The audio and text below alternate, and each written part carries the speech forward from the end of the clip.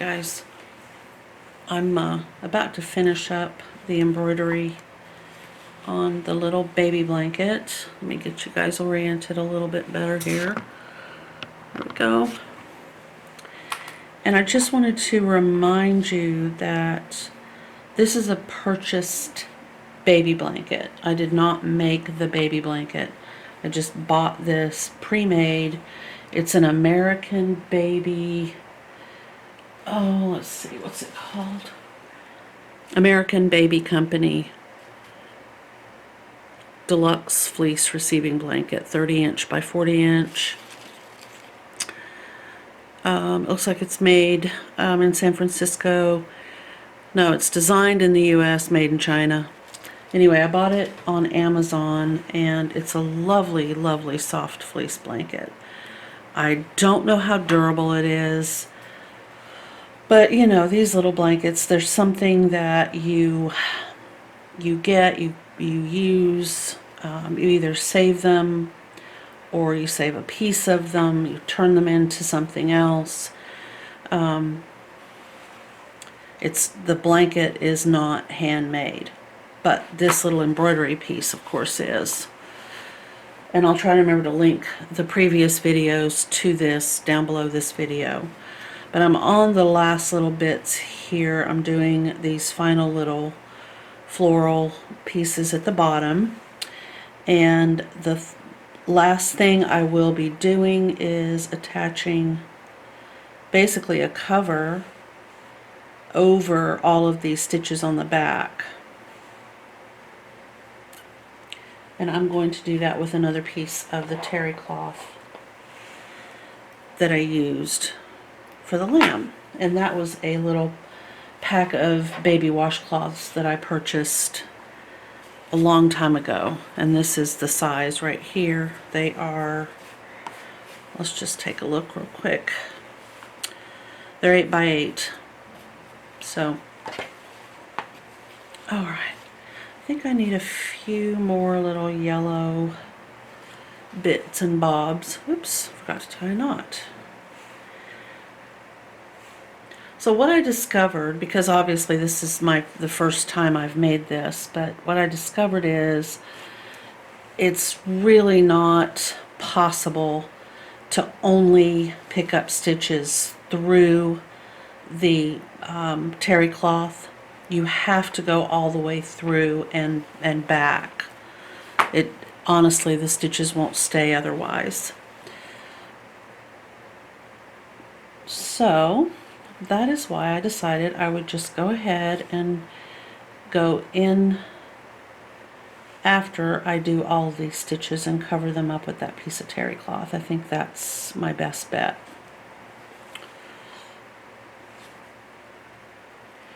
And I'm just kind of randomly placing lazy daisy stitches and French knots. The colonial knots are too small to stand up on the fleece. They just want to fall over, disappear. So I'm doing a variety of wraps between 3, 5, 7, 10 for the French knots. And okay, I think I just need a little bit of green, and this will be finished.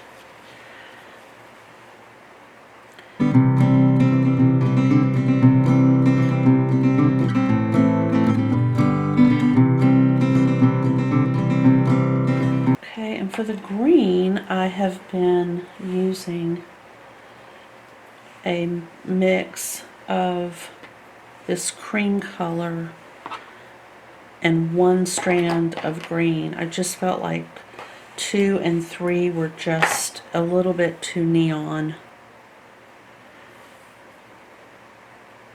Yeah, and you have to remember when you blend these, they don't want to stay together. So I don't know how to make that happen. I've tried twisting them, you know, just twisting them on my finger. That doesn't really do much.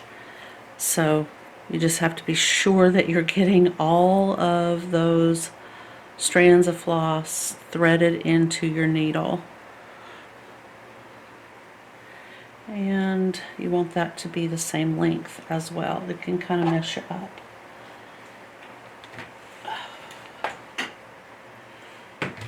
I'm expecting a phone call that I haven't received yet.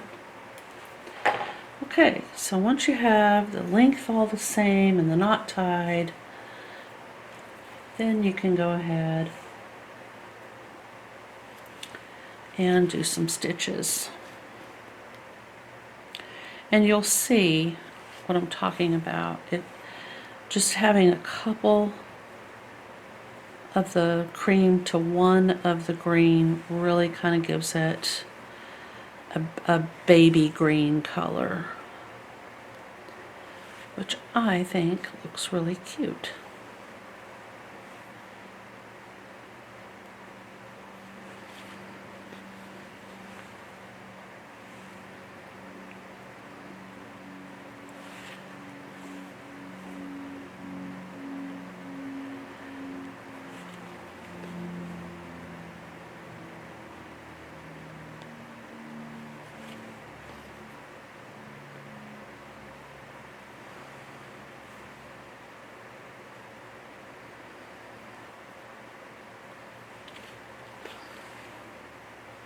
Straight off of the skein of yarn of floss, and this is the modified color right here.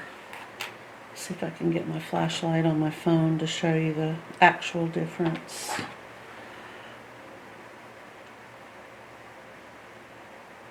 Yeah, so right there. I just think it's a much nicer color. Okay, so we'll continue in that way.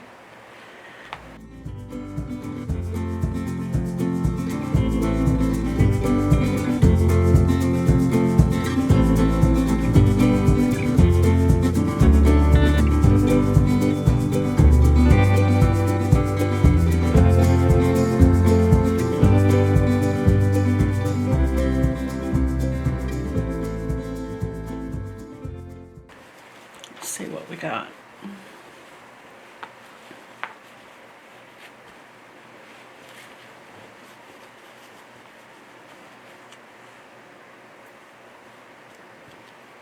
So to create the puff on this little lamb, I used wool roving rather than polyfill, although the instructions state to use polyfill. I wanted to use something a little bit more organic.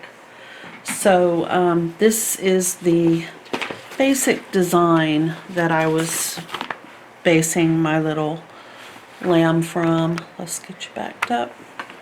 So this is the picture in the So Beautiful, and this is issue number 78 from the year 2001.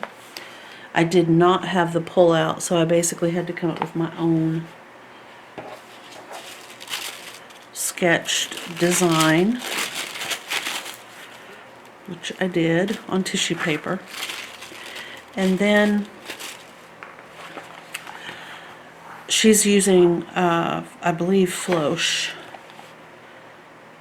Work all of the embroidery with floche, and I just didn't have any of these colors, so I just chose to use my regular embroidery floss. And I think it turned out absolutely precious. So what's left is to just turn it over, and I will take this.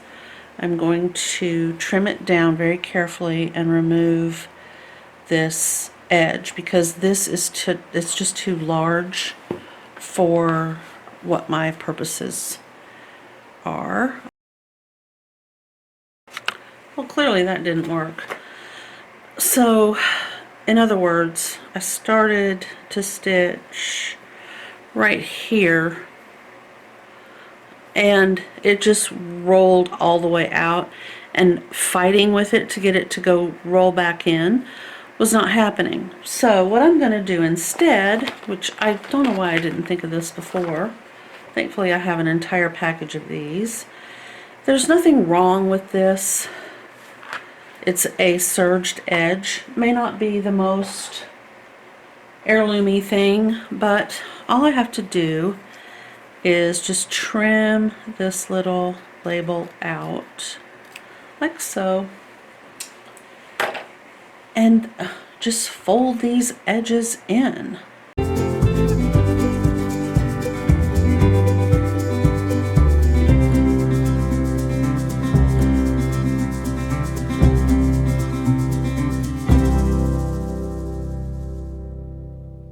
Alright, let's measure it and see what we got now.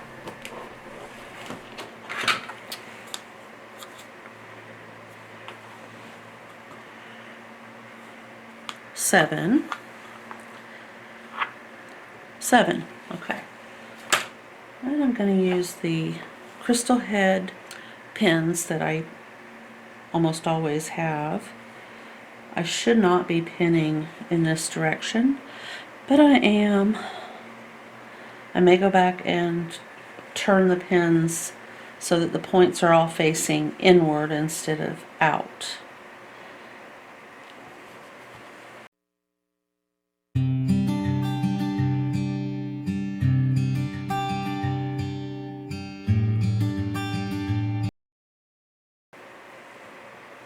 Okay, so a medium-sized hand sewing needle with an eye that you can comfortably thread, or if you have one, a needle threader, which fortunately for me I should have. I do, because I apparently must have help. Okay, so I'm just going to kind of, stitch it down. I'm not taking great big stitches, and I'm not using a huge amount of space between the stitches.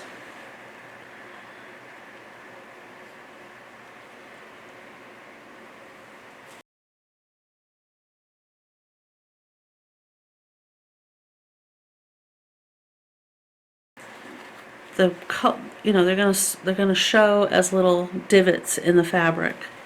That's how they will show.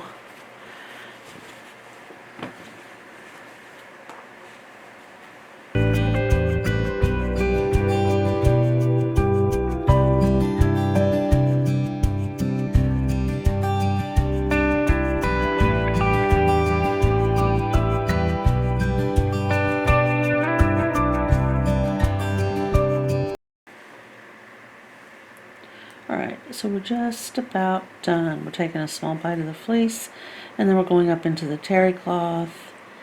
And I'm using white thread, so it's disappearing into the main body of the terry cloth. And I'm just going to have a couple little divots or pinches on the front of this fabric. I'll show you.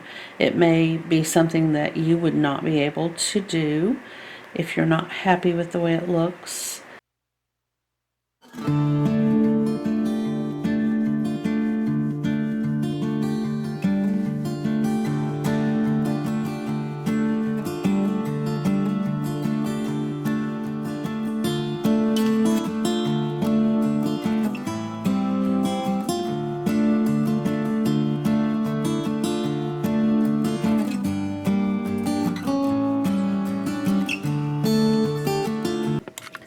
Okay, so after my much needed nap, my goodness, such a big deal being made out of it, I finished up putting the terry cloth on the baby blanket, hiding all of the knots and the messy part of the Little Lamb embroidery.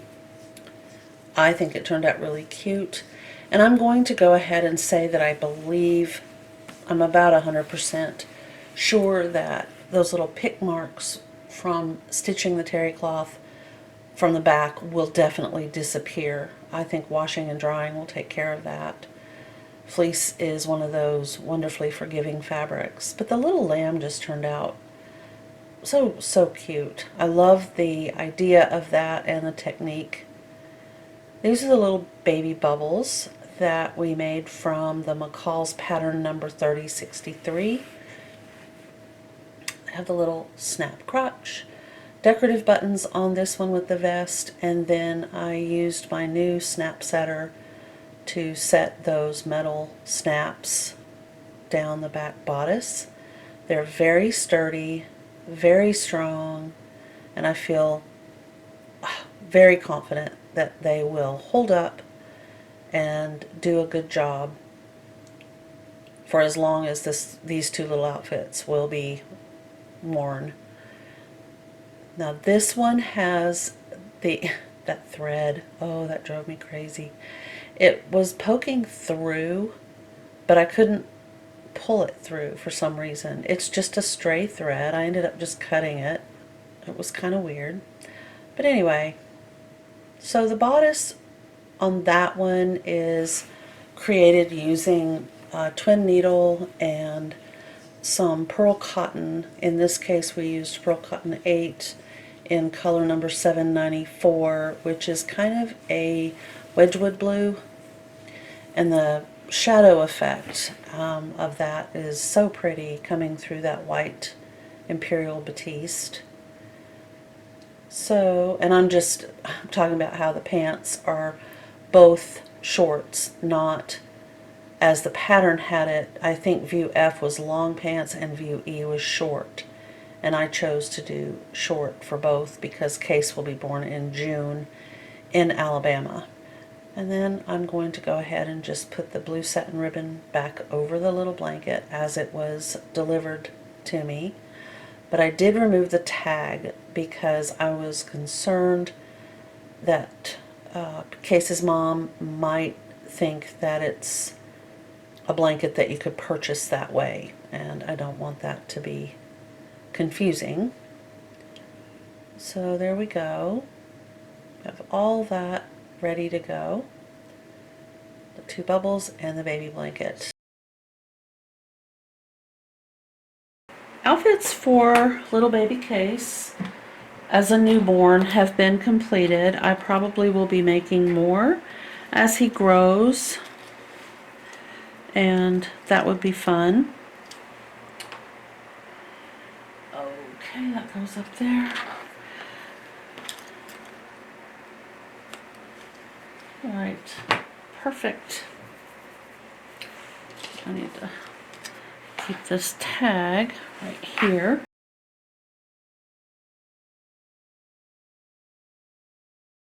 All right, I have returned. Now, I decided to just go ahead and get a container full of very hot water. It's almost 200 degrees.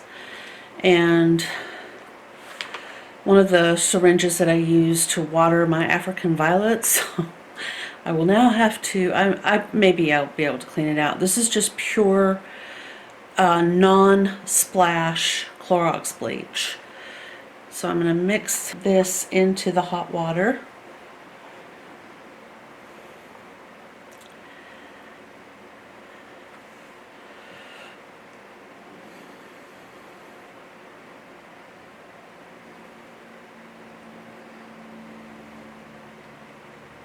It will foam and bubble up. Okay. And I also brought with me some just regular earbuds. Well, they used to be called earbuds. I think they're just Q-tips, no matter what brand they are. Okay, and then here is the offensive stain. So I'm going to dip this into this mixture and rub onto the stain. I don't know if you can tell, but there's like a huge watermark. So I'm going to do the same thing just along the edge. I'll feather it along the watermark. And for me, this is kind of last ditch effort here. If, you know, if these stains do not leave, I'll probably end up just covering this with a piece of muslin similar to what's on here. Okay, I'm going to turn it around and use the clean side now.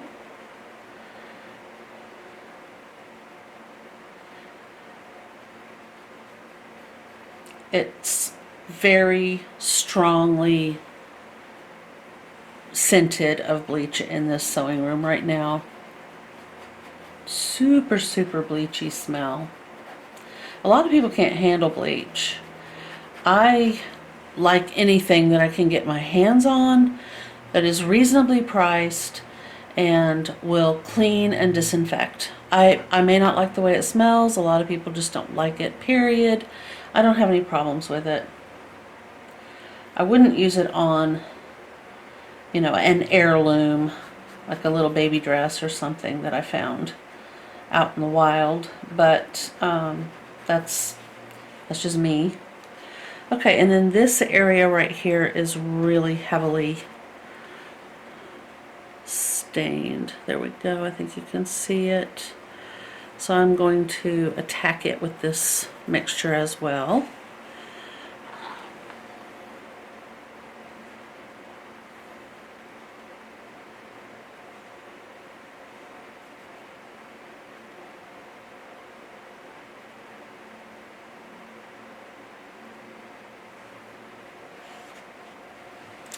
Okay, so this one has almost completely left. There's a little bit right there.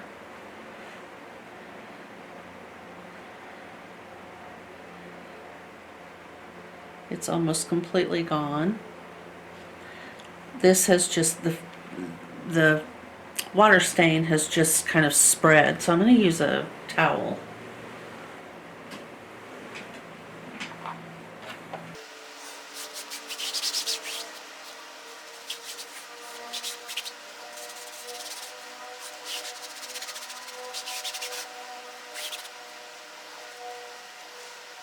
Now the one thing that bleach will do to a piece of fabric is it will weaken it.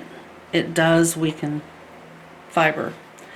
So now that I've done this, of course, the longevity, you know, of how long this piece of fabric right here will last has been compromised. But I was going to have to cover it anyway, so I thought, you know, I'm just going to go ahead and try using a bleach solution. I'm not going to use this bleach on the shape and press because I don't want that to happen to my shape and press. I think I can manage a couple of stains. You know, like I said earlier, and as I have said many, many, many times, I will not get rid of it just because it's got a few marks on it. That is not something that I would want to see in a landfill. And I'm just going to let it stick with me for a while. Alright guys, day 2. I'm in the middle of editing the video that you're going to see before all of this. But this arrived and I thought I'm going to add it. I'm just going to go ahead and tag that onto the end. And I thought you might want to see this. This is the day after I did the bleach clean on the sleeve board. And here it is.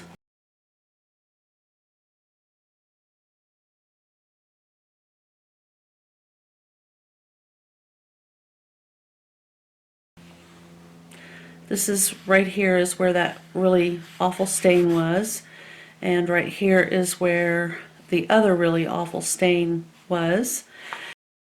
The watermark is still there a little bit, but it's vastly improved. So I'm really happy about it. I think I'm just going to let it stick with me, just like my shape and press. That looks quite a bit better than it did. There's a few weird water stains that I am going to work on. Not really sure. I mean, I'm calling them water, but it was a vinegar, water, baking soda mixture that I used. And I don't know. We'll see. Okay, so this arrived, and if you recall, no, you wouldn't be yet, because I'm still editing that part. Okay, so yes. All right. there is a part where I talk about this particular item right here for an upcoming sewing project. But anyway, I ordered this a long time ago, and I've been tracking it and tracking it and tracking it and tracking it. Finally, it arrived. So let's see.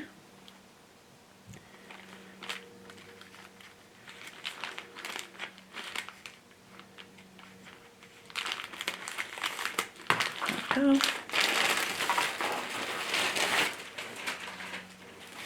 Okay. Isn't it cute? So it's the 7-berry and it's blue, which I thought would be really cute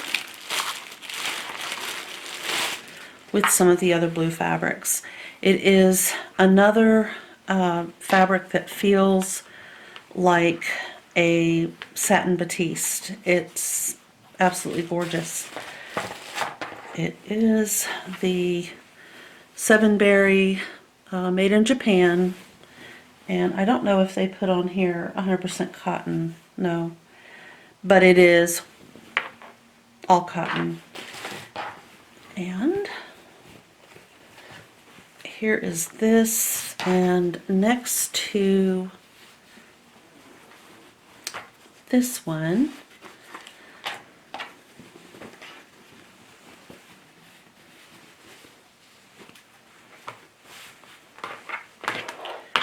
so there's this. I'll hold it up, you can see it side by side ish. There we go.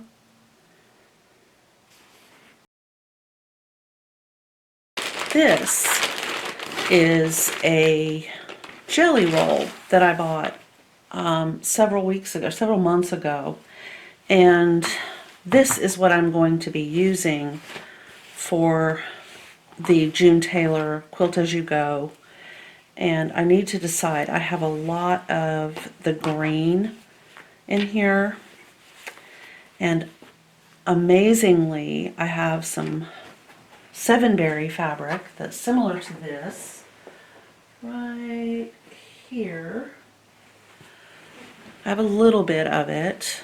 This is folded over, and it has a lot of the blue with green in the background. I mean, it shows up so perfect. So I will be going through the greens and possibly some of the blues. I might even use some of the brown. There's a blue in there. For the Quilt As You Go, and I want to say it's the Alexandra tote. This is a pretty steel gray color.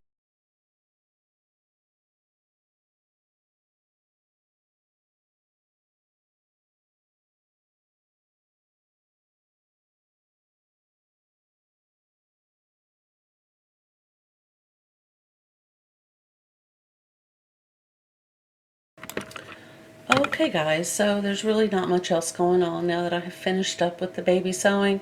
All I have to do is get that in the mail and start on my new project. I did just check, and the June Taylor Quilt As You Go Alexandra tote bag is due to be delivered today. So I'm just gonna wait. I'm trying to decide what I want to start on first, the tote bag or the table linens. I'm kind of leaning toward the tote bag. But anyway, if you liked this video, please give it a thumbs up on the YouTube channel. And if you haven't already subscribed, please consider doing so. We would love to have you join us. Thank you so much for watching. I hope you're having a wonderful week, and I will see you in the very next video. Bye.